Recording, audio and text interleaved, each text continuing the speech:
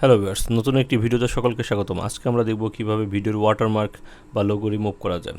Suppose এইখানে যে logo বা ওয়াটারমার্কটা আছে এটি রিমুভ কীভাবে করব সেটি আপনাদেরকে দেখাবো।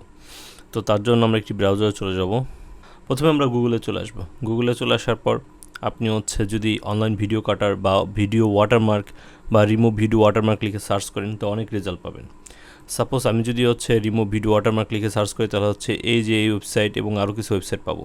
তো আমরা মূলত কাজ করব এই ওয়েবসাইটে, এবং আপনি যদি রিমুভ ভিডিও ওয়াটারমার্ক দিলেও এটি পাবেন, এবং যদি অনলাইন ভিডিও কাটা লিখে সার্চ দেন তাও আপনি এই ওয়েবসাইটটি পাবেন।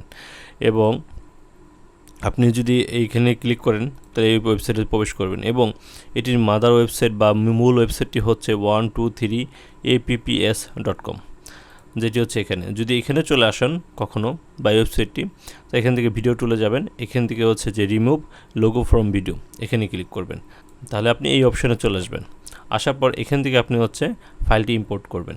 তো আমি ফার্স্টে আপনাদেরকে যে ভিডিওটি দেখালাম যেটি ওয়াটারমার্ক ছিল ওইটি ইম্পোর্ট করে আপনাদেরকে দেখাবো। এখন এখানে ক্লিক করব।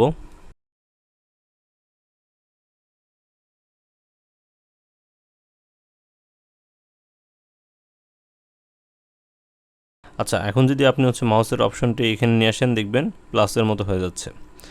আবার সরালে আপনার মাউসের আইকনটা পেয়ে যাবেন।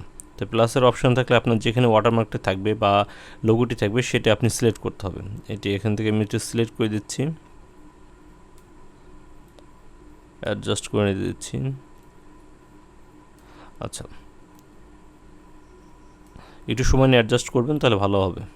অ্যাডজাস্ট করার পর আপনি এখান থেকে সেভে ক্লিক করবেন।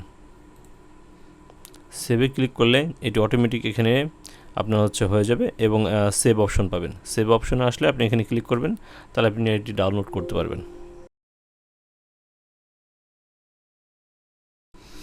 এই দেখুন আমার ফাইলটি ডাউনলোড হয়ে গেছে। আচ্ছা, এখন যদি আমি এই ফাইলটা ওপেন করি দেখতে পারবেন যে আগের যে আমার ওয়াটারমার্কটি ছিল বা লোগোটি ছিল এখন সেটি নাই।